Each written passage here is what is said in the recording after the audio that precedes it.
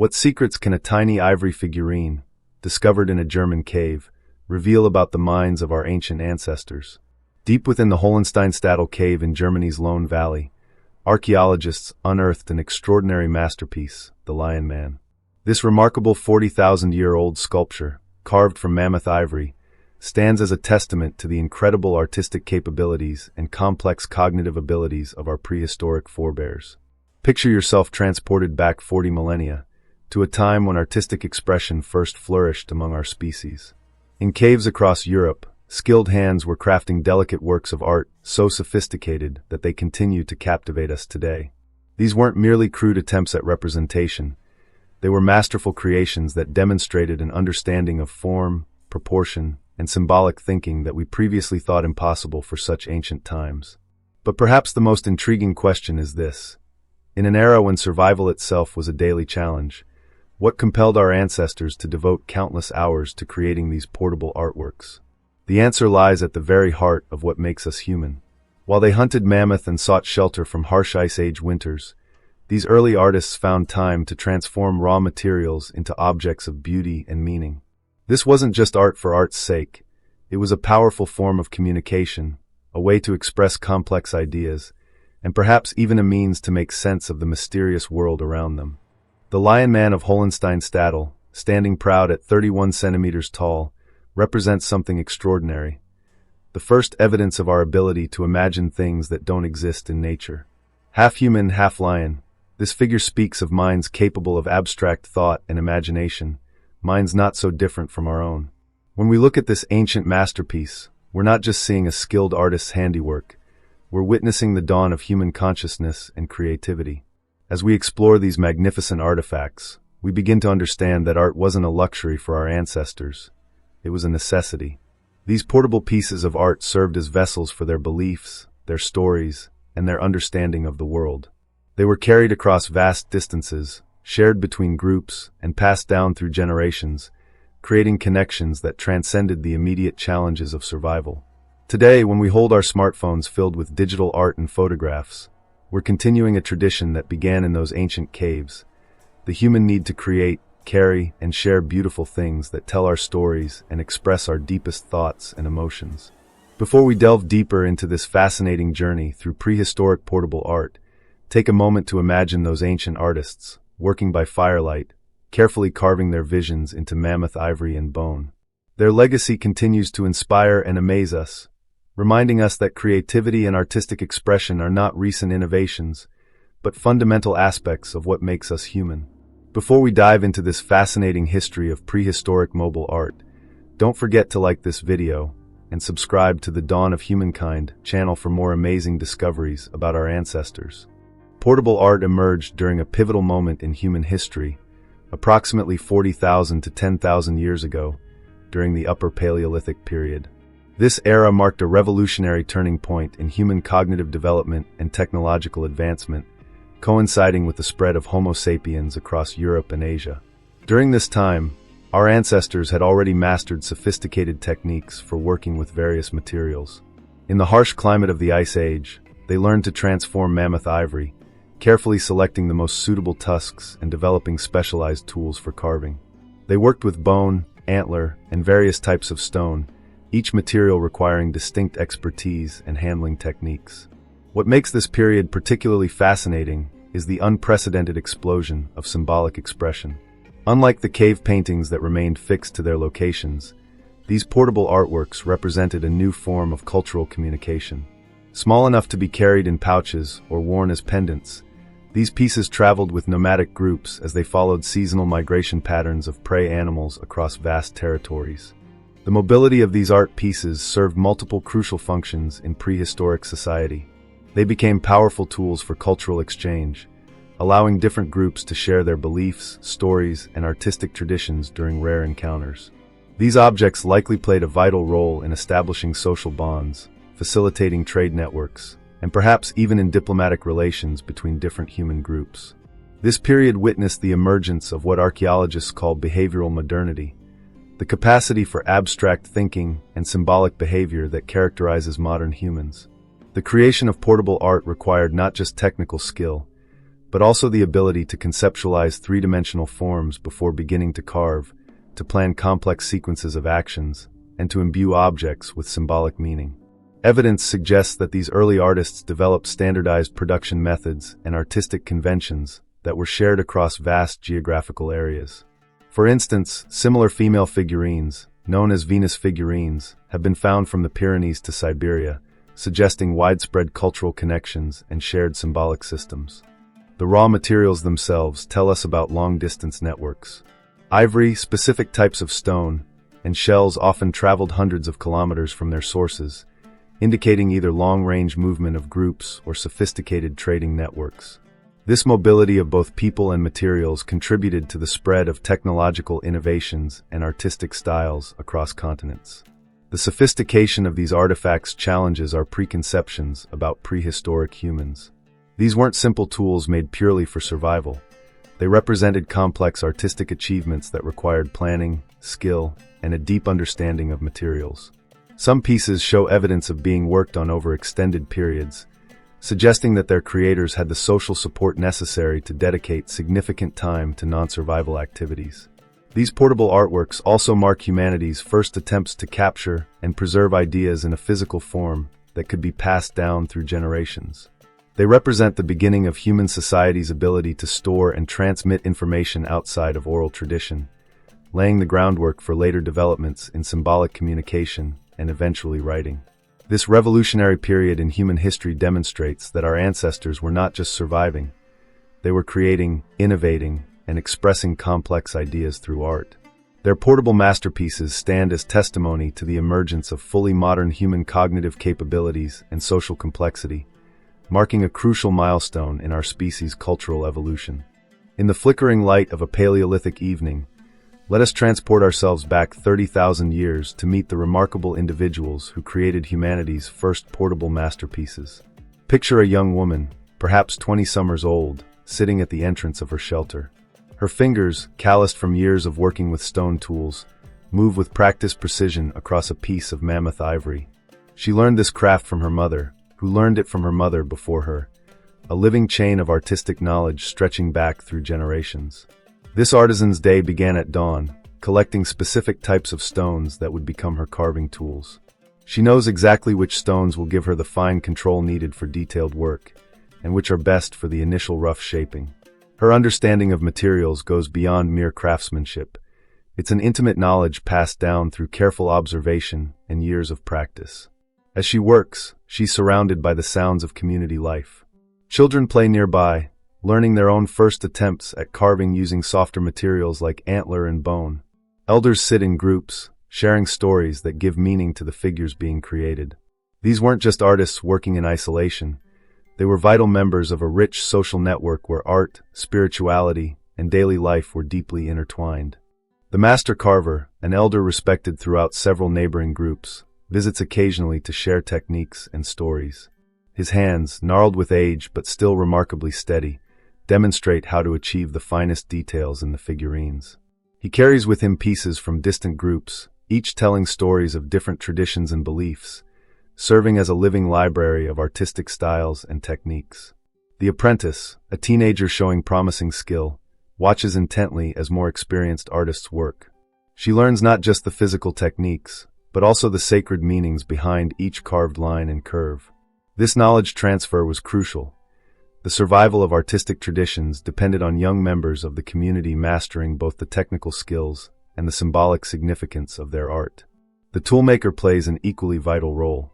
Their specialized knowledge of stone properties enables them to create the precise instruments needed for detailed carving.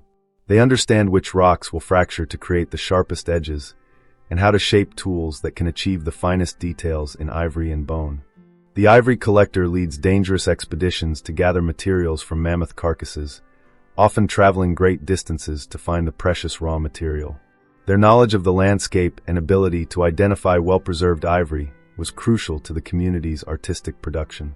The shaman or spiritual leader often guides the creation of certain pieces, ensuring they conform to the group's spiritual beliefs and ritual requirements. They might direct which symbols should be included and how sacred objects should be handled during their creation. These ancient artists worked not for fame or fortune, but for their community's cultural and spiritual needs. Their creations served as teaching tools, spiritual objects, and repositories of group memory and identity. Each piece they created was imbued with layers of meaning understood by their community, but often mysterious to us today. The evidence suggests these artisans often worked in groups, sharing knowledge and techniques. Some pieces show signs of multiple hands at work, indicating collaborative efforts in creating these important cultural objects. This social aspect of creation helped maintain artistic traditions and ensured the transmission of both technical skills and cultural knowledge. Their lives were far from the primitive existence we might imagine. These were sophisticated individuals with deep understanding of their materials, complex social relationships, and rich spiritual lives. Through their art, they created lasting connections between people, places, and ideas, connections that continue to resonate with us today, tens of thousands of years later.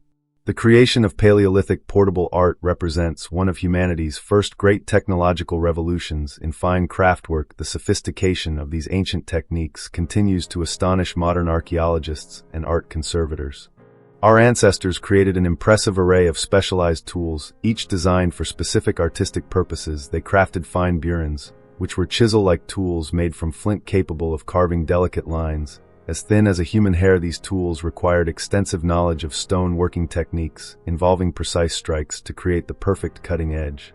Paleolithic artists developed what we might call a prehistoric toolkit, including scrapers for initial shaping, fine pointed awls for detail work, abrading stones for smoothing surfaces, specialized drills for creating holes, and decorative patterns and compound tools combining multiple working edges. The working of mammoth ivory, perhaps their most challenging and prestigious material, required extraordinary technological understanding. Artists learned that fresh ivory was too hard to carve effectively, while aged ivory became too brittle. They discovered that soaking ivory in water for specific periods made it more workable, a technique that demonstrated sophisticated material science knowledge. Archaeological evidence reveals several groundbreaking technical innovations, including the development of the rotary tool, using bow drills to create perfect circular decorations, the invention of polishing techniques, using progressively finer abrasive materials, the discovery of heat treatment to alter material properties, the creation of adhesives from tree resins and other natural materials, and the development of joining techniques to connect separate pieces. Modern microscopic examination of these artifacts has revealed astonishing details, including surface treatments invisible to the naked eye, tool marks showing precise control of cutting depth, evidence of standardized production techniques, traces of pigments used for decoration, and signs of repair and modification over time. Experimental archaeology has shown that creating even a small figurine could take 20 to 30 hours of focused work. The most complex pieces might have required hundreds of hours to complete, suggesting these ancient artisans had sophisticated time management and project planning abilities. The creation process typically followed several stages, beginning with initial rough shaping using heavy tools, followed by secondary shaping with more precise implements, detail work using fine burins and point surface, finishing through grinding and polishing, and final decorative elements and surface treatments. Archaeological evidence shows these artists understood complex manufacturing sequences. They knew which operations had to be performed in specific orders. They developed techniques for holding and stabilizing works in progress. They created methods for measuring and maintaining symmetry. They invented ways to repair mistakes and damage during creation. The consistency of techniques across vast geographical areas suggests sophisticated systems for teaching and maintaining these technological skills. This included apprenticeship systems, standardized tool sets, shared technical vocabulary, and common understanding of material properties. Evidence suggests these ancient craftspeople had developed methods for ensuring consistent quality through standardized testing of raw materials, careful selection of working conditions, development of repair techniques, and methods for evaluating finished pieces. Many of these Paleolithic innovations formed the foundation for later technological developments, including basic principles of sculpture, still used today, fundamental approaches to working hard materials, core concepts of tool design, and understanding of material properties. These technological advances weren't just about creating beautiful objects. They represented a fundamental shift in human cognitive ability and social organization. The complexity of these techniques required long-term planning, abstract thinking, and sophisticated teaching methods, marking a crucial stage in human cultural evolution. If you are fascinated by these ancient works of art, leave in the comments. Which aspect of prehistoric movable art caught your attention the most? The technique, the symbolism, or the beauty of the pieces? Creating art during the Paleolithic era presented extraordinary challenges that modern artists can scarcely imagine. Picture yourself in a dimly lit cave, where the only illumination comes from the flickering flames of a small fire. The temperature outside plunges well below freezing, and the wind howls through the landscape like a hungry predator. In these harsh conditions, our ancient ancestors faced numerous obstacles in their artistic pursuits. The most immediate challenge was simply seeing their work clearly. The unsteady light from fires cast moving shadows across their pieces, making detailed carving particularly demanding. They had to develop exceptional muscle memory and tactile sensitivity, often relying more on touch than sight to create their intricate designs. The extreme cold presented another formidable challenge. Working with stone tools in freezing temperatures made their hands stiff and less responsive. The materials themselves behaved differently in the cold. Ivory became more brittle and prone to unexpected fractures. Artists had to understand how temperature changes affected their materials and adjust their techniques accordingly. The physical demands were equally daunting. Carving hard materials like mammoth ivory required immense patience and endurance. A single small figurine could take weeks to complete, with artists maintaining uncomfortable positions for hours at a time. The repetitive motion of carving could lead to physical strain, while the fine dust from working with stone and ivory posed respiratory hazards in poorly ventilated caves. Resource management presented another significant challenge. High-quality materials like mammoth ivory were precious and not easily replaceable. Every cut had to be carefully planned, as a single mistake could render weeks of work worthless. Tools themselves were valuable resources that required constant maintenance and careful use to prevent breakage. Time management was crucial in these harsh conditions. Artists had to balance their creative work with essential survival activities like hunting, gathering, and maintaining shelter. They often worked during the long winter months when outdoor activities were limited, but these were also the times when conservation of resources was most critical. The social challenges were equally complex. Creating art required community support. Others had to contribute to food gathering and shelter maintenance, while artists worked on pieces that might take weeks to complete. This required sophisticated social organization and a shared understanding of the value of artistic creation. Perhaps most challenging was the preservation of knowledge and techniques. Without written language, every artistic and technical innovation had to be carefully passed down through direct demonstration and practice. The loss of a skilled artisan could mean the loss of invaluable techniques and knowledge accumulated over generations. Weather conditions affected not just the artists but their materials and tools. Humidity levels in caves could damage works in progress, while temperature fluctuations could cause materials to expand and contract, creating unexpected cracks or breaks. Artists had to develop methods to protect their works during creation and storage. The psychological challenges were significant as well. Working on detailed pieces in isolation during long winter months, often in low-light conditions, required extraordinary mental fortitude. Artists had to maintain focus and motivation while dealing with the constant pressures of survival in an unforgiving environment. Despite these formidable challenges, our ancestors persevered, creating works of remarkable beauty and sophistication. Their determination to create art under such extreme conditions speaks to something fundamental about human nature: our need to express ourselves creatively, to make meaning, and to leave our mark on the world, no matter how difficult the circumstances. Their triumph over these challenges resulted in a legacy of artistic achievement that continues to amaze us today, reminding us that the human creative spirit can flourish even in the most demanding conditions. The portable art of prehistoric times offers profound insights into human nature that resonate powerfully with our modern experience. When we examine these ancient artifacts, we discover fundamental truths about human creativity and expression that transcend time. Our ancestors' portable artworks reveal that the human need to create and carry beautiful things is not a modern luxury, but a fundamental aspect of our species. Today's habit of filling our phones with photographs and decorating our personal spaces mirrors a practice that began over 40,000 years ago. This ancient human behavior highlights several timeless patterns in how we interact with art and objects. Just as we use social media to share our experiences and connect with others, prehistoric peoples used portable art to establish and maintain social bonds.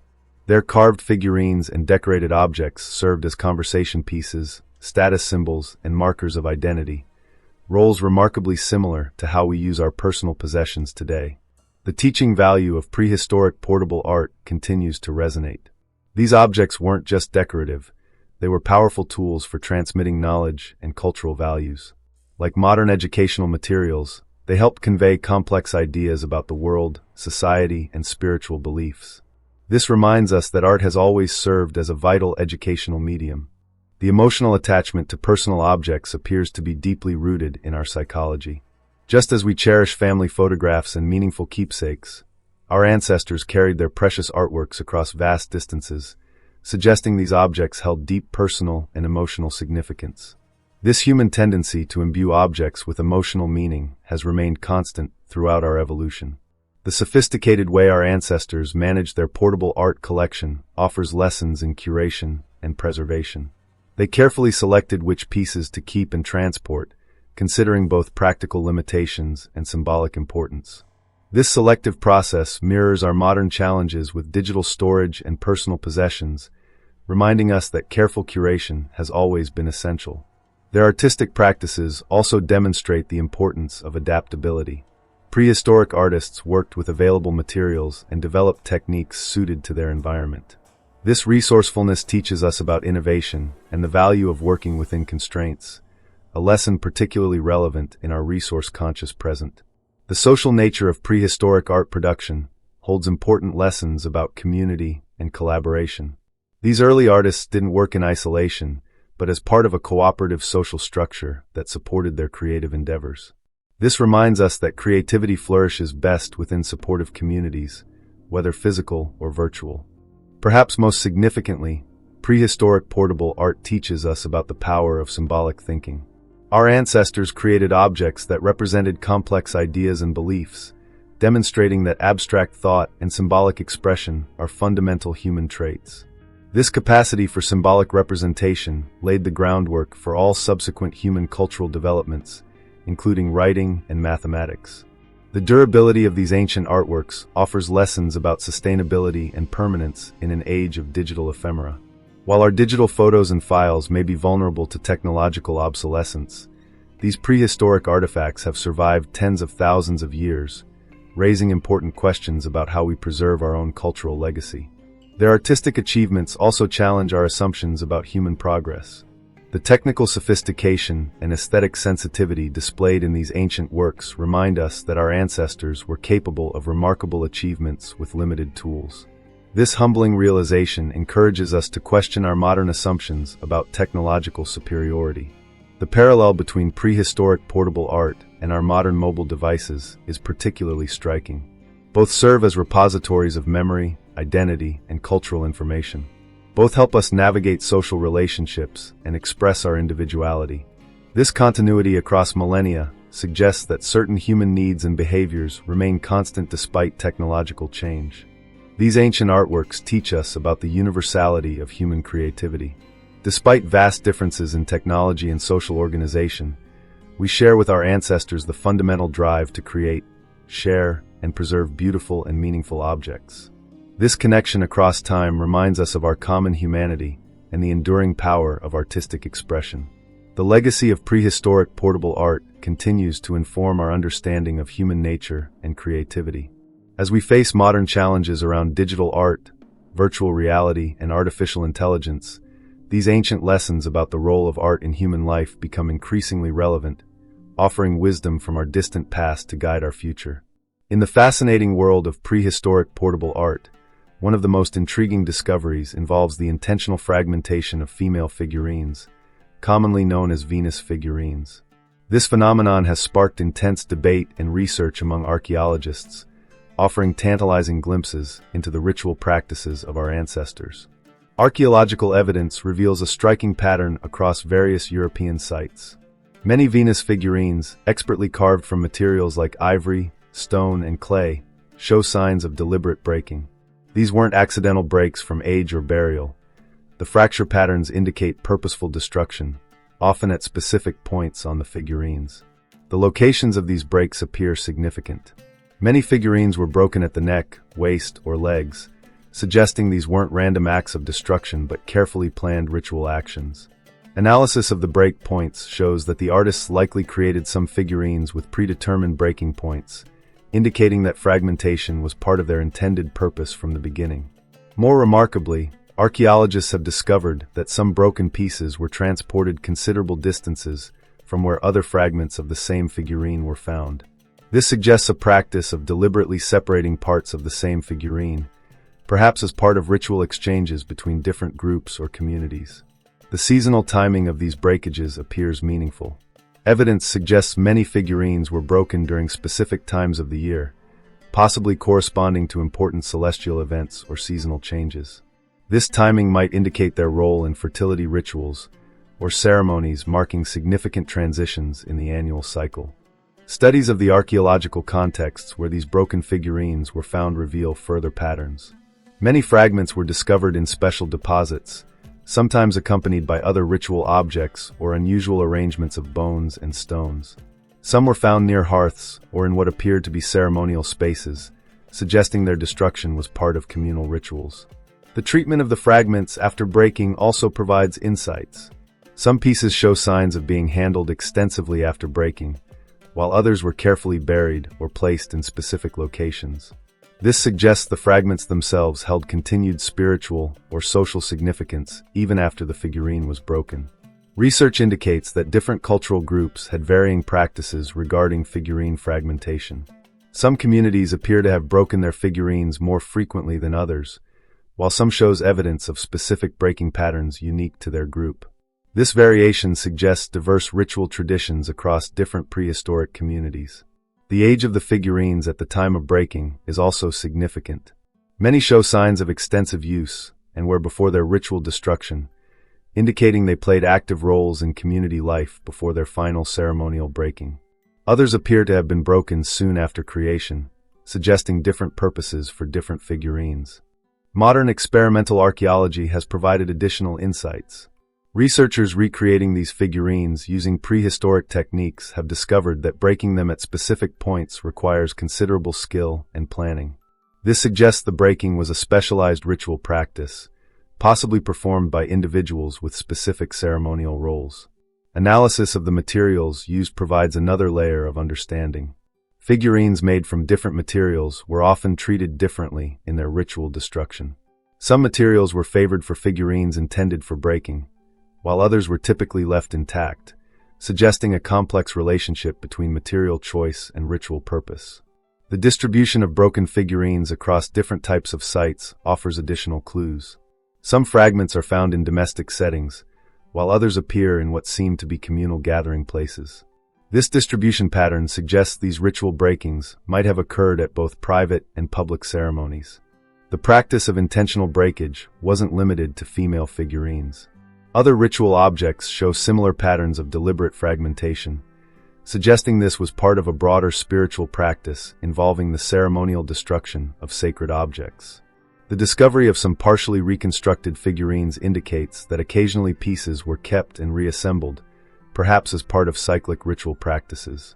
This suggests a complex relationship with these objects, where both their breaking and potential reassembly held spiritual significance. This archaeological evidence offers profound insights into the spiritual lives of our ancestors, suggesting sophisticated ritual practices that might have served to strengthen social bonds, mark important life events, or maintain connections between different groups through the sharing of sacred object fragments. When you next glance at your favorite piece of jewelry, admire a decorative object in your home, or scroll through the art collection on your phone, pause for a moment. You're participating in a profound human tradition that stretches back tens of thousands of years, to those first moments when our ancestors decided to transform raw materials into objects of beauty and meaning. The story of prehistoric portable art reminds us that artistic expression isn't a luxury. It's an essential part of what makes us human.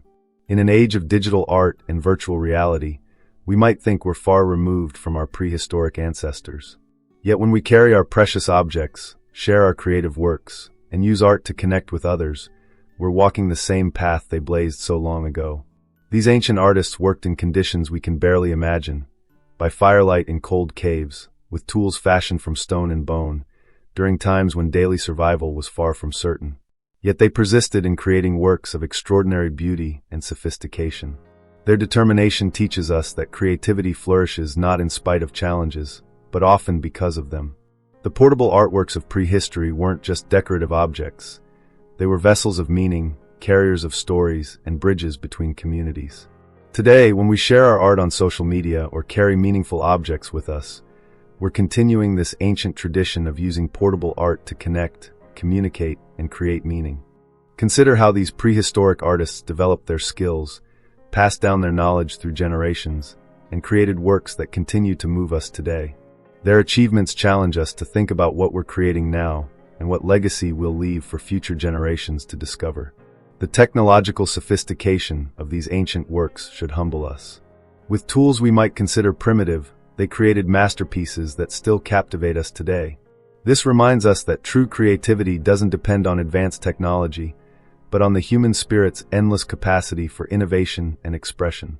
As we conclude our exploration of prehistoric portable art, remember that you're part of an unbroken chain of human creativity that stretches back to the dawn of our species. Every time you create, collect, or share something beautiful, you're participating in this magnificent human tradition. Like our ancestors who carried their precious artworks across vast distances, we continue to surround ourselves with objects of beauty and meaning. This fundamental human need to create and possess art connects us directly to those first artists who worked by firelight in ancient caves. The next time you feel the urge to create something, remember the legacy of those prehistoric artists.